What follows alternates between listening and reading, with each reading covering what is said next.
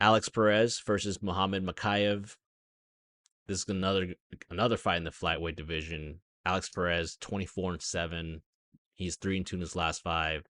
He's coming off of that submission loss to the current champ Alexandre Pantoja about a year and a half ago. Muhammad Mokaev, 10-0. He's 5-0 in his last five. He's coming off of that submission victory over Tim Elliott. The interesting thing there is he was actually down on the judges' scorecard going into that third round, right? So if he didn't lock in that sub, he probably would have lost a decision there. So I didn't see that fight going that way, but like that just shows you that sometimes the judges see some different things in there. And I think that card was like in Abu Dhabi or something too, right? It was something crazy like that. So I mean, yeah, I Yeah. was very surprised by that. Man, that just shows me that they might have laid a potential trap there for us. And good thing the homie Makayev pulled through.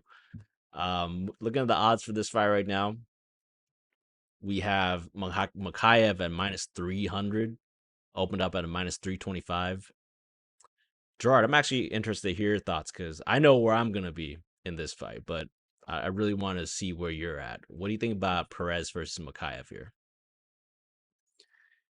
I think this fight, this is a textbook feed the name to the new guy in this fight, Makayev, because I don't see how such this is probably like the perfect style fight to feed Makayev, I think, because Perez, he just gets submitted. He just he's just yeah, he struggles against these dangerous submission artists who grapple, who come at you and don't let you get any rhythm in the fight, right? And that's exactly what Makayev is. Um, I mean, Perez is old now, and I think Makayev's kind of dangerous all around. If you think of how he finds these finishes, he the past three fights, I think he's got third round submissions. Mhm. So he hit the game winner three times in a row, basically. And so Makayev's dangerous from round one, round two, round three to get a sub. Like you don't have to be dry to get a sub with Makayev. And Perez, I think he hasn't been active, man. And yeah, I see him getting subbed again in this fight. I think that's what I'm probably going to play Makayev by submission in this fight. So yeah, that's my pick. Are you gonna parlay Makayev in any parlays? Yeah, he's already in a parlay. Yeah, For sure, for yeah, sure. Yeah, I mean, let's first talk about Alex Perez. I mean, I think that this guy, he had a pretty good run in the UFC in the beginning. This guy has been fighting the UFC since 2017, coming off a Dana White Contender Series victory where he subbed somebody. And he started off really great, fought all the way to fighting Joseph Benavidez, who was like a kind of flyweight legend, if you will. Really good fighter.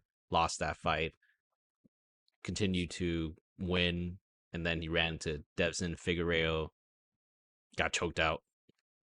And if you look at there's a running theme with his career, a lot of canceled bouts, either due to like illnesses or like mainly weight cuts. Like this guy has a really hard time cutting down to 125 for whatever reason. I mean, his last fight, he was supposed to fight against Manel Kopp, and he had to withdraw again.